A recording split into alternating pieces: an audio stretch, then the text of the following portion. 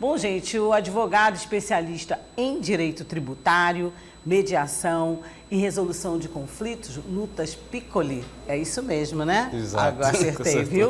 Está aqui para nos falar de um assunto que interessa a todos nós. Obrigada, James. Porque o Pix agora já virou mania nacional, vamos dizer assim. Todo mundo tem essa opção de usar o Pix para fazer algumas transações bancárias, para pagamentos, enfim, tem várias opções mesmo dentro do Pix, mas tem um limite, né? E algumas mudanças entraram em vigor agora há pouco tempo. Então, eu vou conversar com quem entende do assunto. Bom dia, doutor. Bom dia. Primeiro, quero agradecer o convite. Estamos aqui para falar um pouquinho sobre essas mudanças. As mudanças aconteceram no ano passado, mas começaram a entrar em vigor. Né? Isso, agora, ontem, no caso, no início do ano. Primeiro dia útil do ano de 2023, começou a vigorar essas novas mudanças feitas pelo Banco Central sobre o Pix. Isso. Bom, normalmente, inclusive quando surgiu o Pix, todo mundo tinha ainda uma insegurança, né? Acho que você que está me vendo aí também, quanto às questões mesmo, poxa, é seguro passar? Hoje em dia a gente sabe que podem entrar na nossa conta na internet, em mídias sociais, os hackers, né? Invadir. A gente sempre pensou, será que é seguro o Pix? Dá mesmo para eu ficar passando esse dinheiro que todo mundo fica mais tranquilo porque, eu não vou pagar taxa, ninguém quer pagar taxa, né, doutor? Exato, ninguém Você que é quer. especialista em tributos, pode dizer para a gente, primeiramente, quais são essas vantagens mesmo do Pix e a segurança que se tem hoje? Bom, a questão da segurança é o que a gente até estava conversando mais cedo. Primeiro, sobre a diminuição do limite, que agora, no caso da mudança, ela é automática. Então, como a gente estava conversando sobre assalto, golpes do Pix, que é tão famoso, hoje você consegue, na hora, diminuir o seu limite ali, até mesmo para evitar alguma fraude. Até temos aqui na tela, já podemos utilizar, né, Lorena? Exato. As mudanças do Pix. Está até ali, ó, como redução era de limite e imediato. Então, é uma segurança que foi trazida pela nova resolução do Banco Central para trazer um pouco mais de segurança. Até porque as novas mudanças até alteraram a questão dos limites, aumentaram os limites diários. Então, para aumentar a segurança, automaticamente foi feita a questão da redução do limite. Quais foram as mudanças em relação ao limite diário? Sim. Bom, a primeira grande mudança que foi extinta aquele limite de transação. O que era o limite de transação? Por dia você tem um limite X para utilizar seu Pix. Só que antes da nova resolução, existia um limite da transação. Vamos imaginar que você tinha um limite de R$3.000 para fazer o Pix. Diariamente? Diário. Mas você tinha um limite de transação de até, por exemplo, R$1.000. Sim. Então, para você chegar no seu limite, teoricamente, você teria que fazer 3 Pix de R$1.000. Isso. Então, isso foi extinto. Então, é bom, facilita para o nosso dia a dia. Então, para facilitar com a questão da segurança, o que eles fizeram? Não, já que eu estou extinguindo o limite de transação, eu vou fazer com que a redução do limite seja de imediato. Então, se acontecer alguma coisa, uma situação, perdi a carteira, perdi o celular, enfim, você consegue ali na hora reduzir o seu limite, então evite alguma fraude. Por que isso? Porque para aumentar, o banco tem até 48 horas para atualizar o limite, né? Aumento do limite. Então, eu diminuí, mas eu quero aumentar, então tem até 48 horas, de 24 a 48 horas para o banco aceitar ou não ao aumento do seu limite do Pix diário. Isso, e a gente pode exemplificar que, de repente, você está numa viagem, né? Você sente um medo em algum local, enfim, tem várias situações que você pode querer fazer essa redução, né, de limite à noite, por exemplo. Exato. Né? Se você tem um limite de, vamos exemplificar aqui, R$4.000 à noite, você não, eu vou reduzir para R$1.000. Você tinha um tempo para que o banco autorizasse essa redução, né? Exato. Vamos dar uma olhadinha aqui. Meninos, fica ruim para vocês ou eu posso virar aqui para ler aqui? Ótimo. Olha só, como era, né, antes, limite por transação e limite diário. E as novas regras, né, doutor? Limite por transação agora é opcional. Então, ficou mais simples dentro do que a gente falou, aqui, né? Esse limite por transação, deixa eu ver se colocaram aqui. Não. Não. Essa questão da por transação opcional, em especial para quem é empresário. Antigamente, as pessoas, antes da nova mudança, o limite do CNPJ, vamos colocar assim, era automaticamente relacionado ao do Banco Central. Então, ele fazia a prefixação do seu limite de acordo com a sua empresa. Hoje, o limite da transação do Pix para a CNPJ, quem irá definir é o seu banco. Pronto. Então, flexibiliza a questão para o empresário.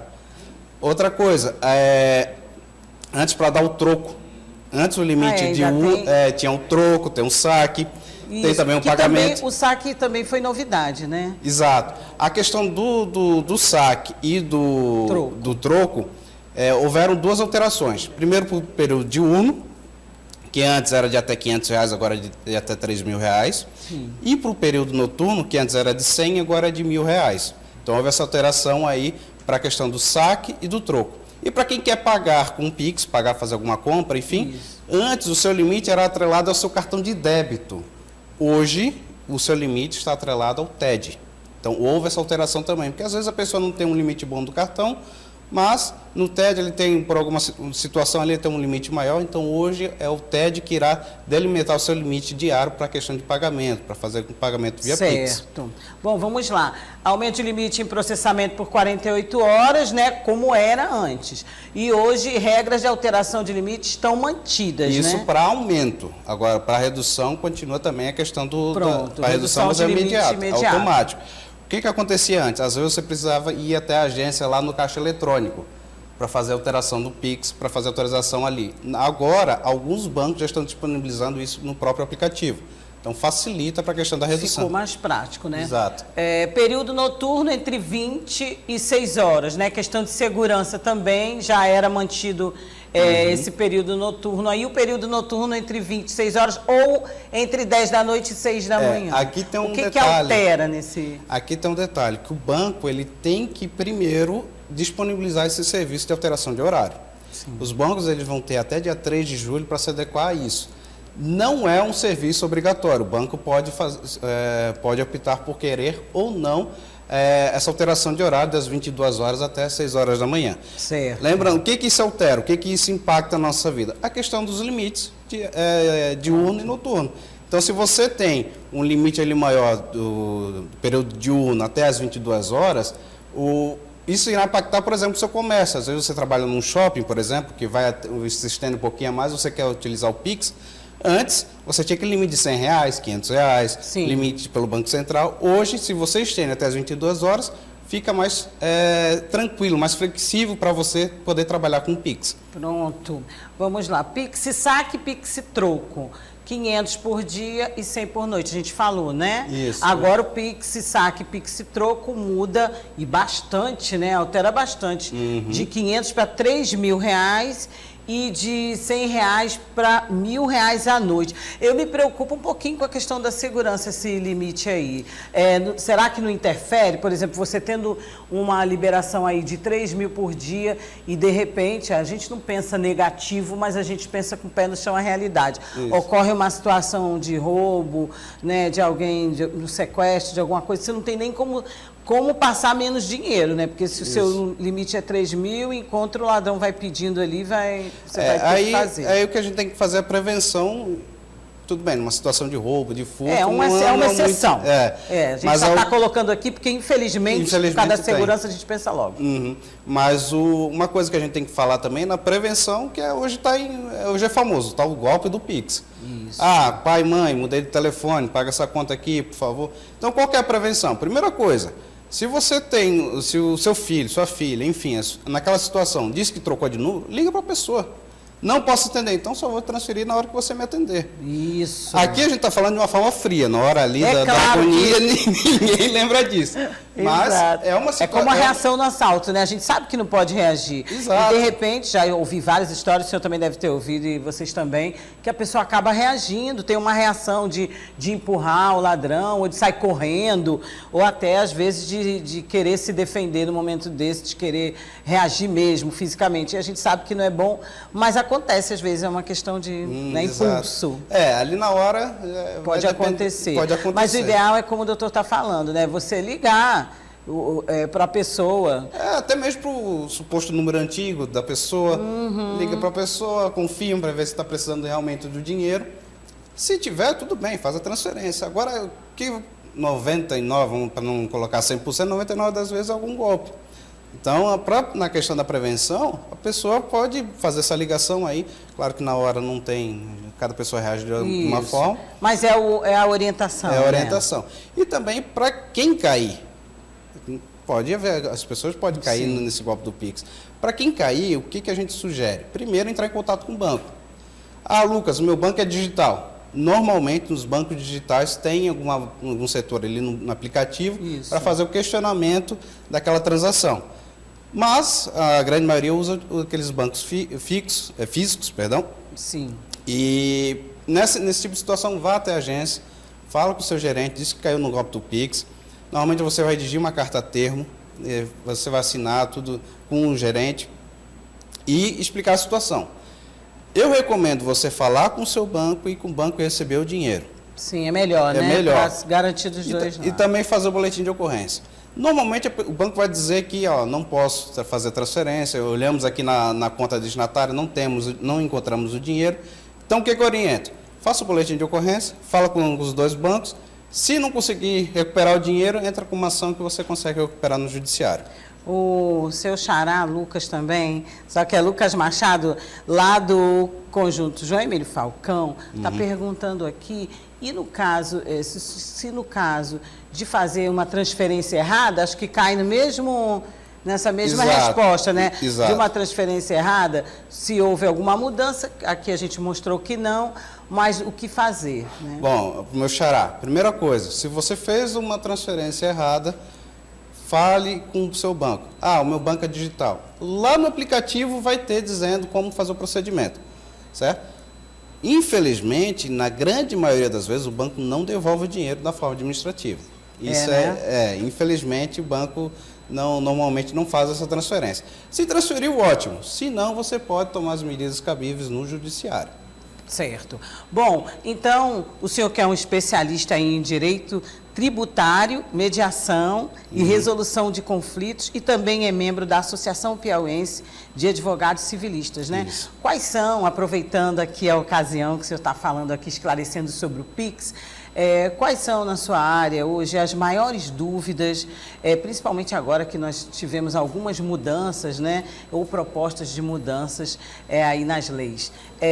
Quais são, assim, as dúvidas mais comuns que o senhor encontra? Bom, relacionado ao Pix, existem hoje, até pela facilitação de você fazer um Pix, existe uma grande demanda, vamos colocar essa palavra demanda, por questão da segurança, como a gente vem batendo desde o início.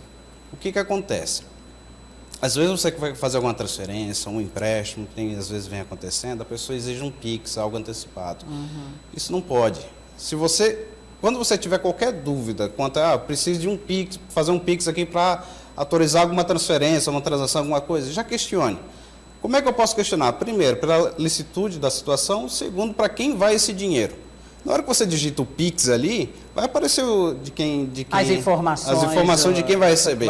Se você, vamos colocar um exemplo, vou fazer um empréstimo com o banco X. Teoricamente, ali no Pix era para estar os dados do banco X para fazer a transferência. Mas não, está um CPF, está uma pessoa. Isso aí já levanta uma dúvida. Então, sobre essa questão de segurança, quando você vê esse tipo de situação, já se questiona. Espera aí, esse Pix que você me passou está dando para uma conta totalmente diferente do que a gente está conversando aqui. Já levanta uma dúvida. Se você tiver, estou com um pouco de medo, não faça a transferência. Por quê? Porque, como eu já disse antes, dificilmente o banco vai ali de forma administrativa retornar o seu dinheiro. Outra situação bem comum no nosso dia a dia da advocacia.